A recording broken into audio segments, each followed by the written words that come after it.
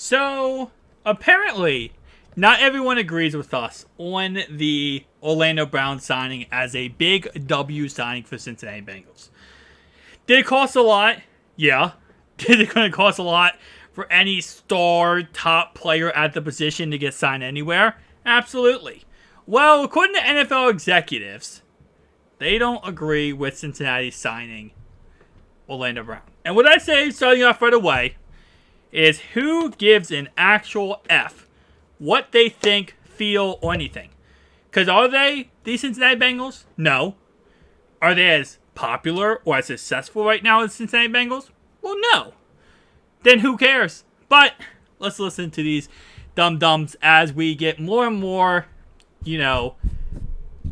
ammunition, I would say, to put this team even farther down the line and eventually become a Super Bowl team. Because everything people say is just more ammunition to go off of to win more games. So, The Athletic's Mike Sando chatted about the Bengals adding Orlando Brown with a few executives recently. The 26-year-old signed a 4-year, $64 million deal with Cincinnati last month. The higher-ups are not completely convinced Brown will be a home-run signing for the team. To me, it shows the effort of Cincy being willing to invest dollar in protecting their quarterback.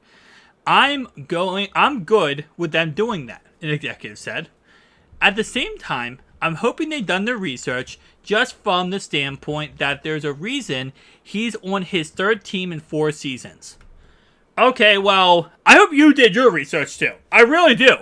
Because why is he on 3 teams in 4 seasons? Well, kids, let's do the math here. He played for the Ravens. Well, why did he leave the Ravens? Because they have a star left tackle already named Ronnie Stanley, and he did not want to play right tackle. He wanted to be left tackle. Well, what position is he playing for the Bengals? Left tackle. Well, that's off the list. Okay, so 2 teams in 4 seasons.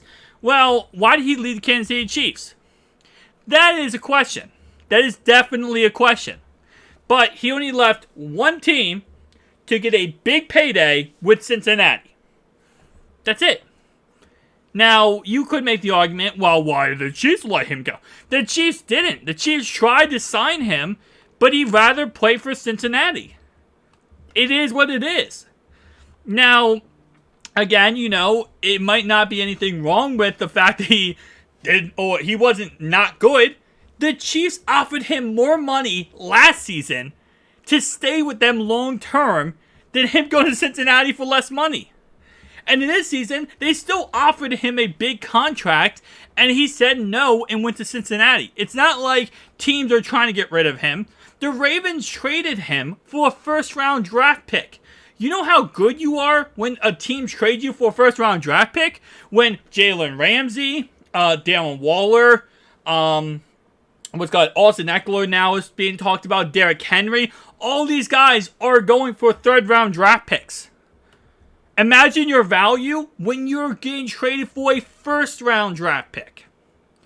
We traded him for a first-round draft pick, and then went ahead and he went to KC, played good there, and yeah, his contract was up, and he didn't want to re-sign with them. He wanted to go to Cincinnati. That's just a stupid take. That really is a stupid take. You're acting like Baltimore got rid of him because he wasn't good. He was an amazing left tackle for us. He wasn't as good of a right tackle, but he was an amazing left tackle. And then we got Stanley back. He didn't want to play right tackle. He wanted big boy money. He got big boy money. A different executive doesn't think Brown fits on the left side. He was one of the best left tackles last year for the Kansas City Chiefs. How would he not fit the position? He was one of the best tackles for us when Stanley was gone. What? Problem is, I think Brown is a right tackle. He really didn't play good right tackle for us. He wasn't really that great right tackle for us. He was actually better left tackle. A different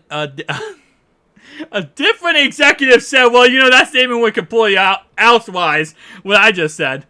I think he played his best football in Baltimore's system because he was protected in terms of being a true blue chip left tackle. I don't see it. but he could be better in Cincy because Burrow gets the ball out faster than Patrick Mahomes. Maybe that's it. Maybe that is possible that, in Cincinnati, he's going to be better because Mahomes doesn't get the ball out fast enough. Because, yes, Burrow does have Jamar Chase, T. Higgins, Tyler Boyd, possibly, right now, Irv Smith, possibly Michael Mayer, and Darren Washington. It's very possible, right, that in the end, and if they get a tank running back like Tank Bigsley, maybe they're able to get the ball even faster. But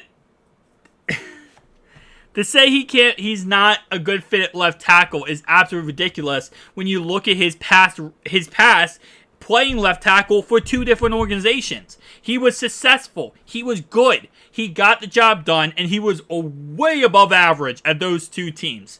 So it's just so stupid to even make that remark of, well, I just don't think he's going to work at left tackle. He's worked at left tackle everywhere he has went. Right tackle, yeah, that might be a question mark. But he's not playing right tackle. He got paid big left tackle money to play left tackle. Why do you care about him playing right tackle? And one other voice viewed Brown as a nice fit for Cincinnati, morphing gap run scheme. They are more gap duo in their running game, and now after being more of a wide zone team. So he fits them more. Another exec said, it doesn't really bother Burrow when the left tackle loses the edge. He can avoid that. It's when the tackle gets collapsed backwards into him that there's no way to escape. Orlando Brown could cover his guy up. And that was the big problem. You look back in the AFC Championship game, how many times did the right tackle in that game just get shoved back into Burrow? Literally, Frank Clark was running over the right tackle to get to Burrow.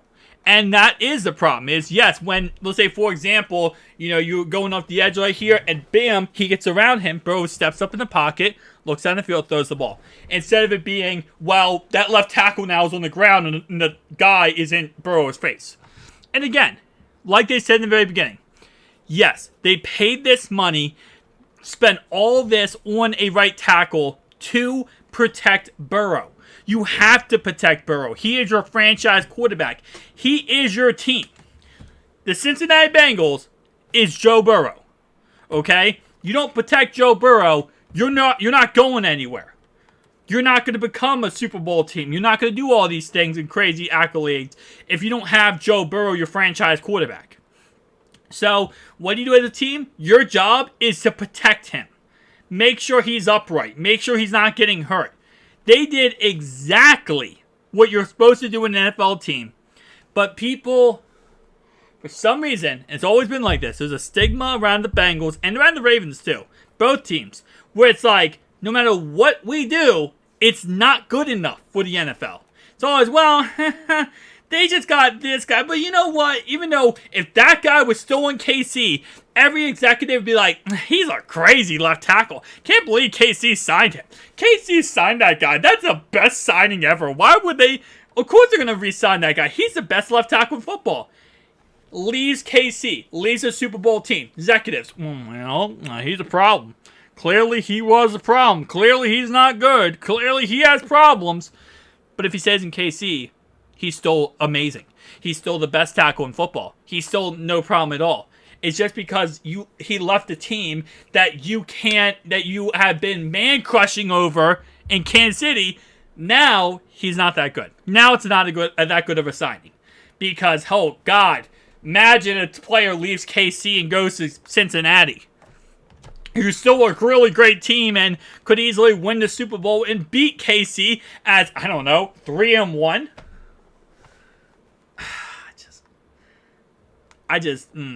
It kills me. It really does kill me, the perspective, because again, like I said, I know until the Cincy wins the Super Bowl, you're always going to have that, well, Cincinnati is not that good. Cincinnati, they're getting lucky to do these things. They're lucky. They could win an AFC North this next 7 seasons in a row, and there will still be people who say they're lucky for even getting the AFC North. They're lucky to even make the playoffs. They're lucky to win a playoff game. Come on now. Listen, you could make the same argument for KC. KC for the longest time was a dumpster fire. And then eventually they became good. The Succaneers were a joke of a team, and then Tom Brady made them good. Okay, at some point, teams become good. I know it's crazy to say this because, we don't want to admit this. You don't want to say, oh, yeah, now, this team's actually good. Now we actually start thinking them good, because there are some teams, other than the Cleveland Clownies, where we'll always roast them until, the grass is purple and blue.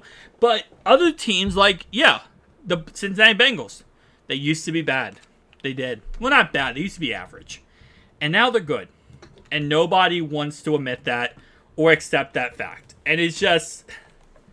it's ridiculous. It really is. So, no, Orlando Brown signing was an absolute god tier signing. It was an S+ tier signing. And these executives are just idiots. That's it. They're idiots. Peace out, guys. Come on, man.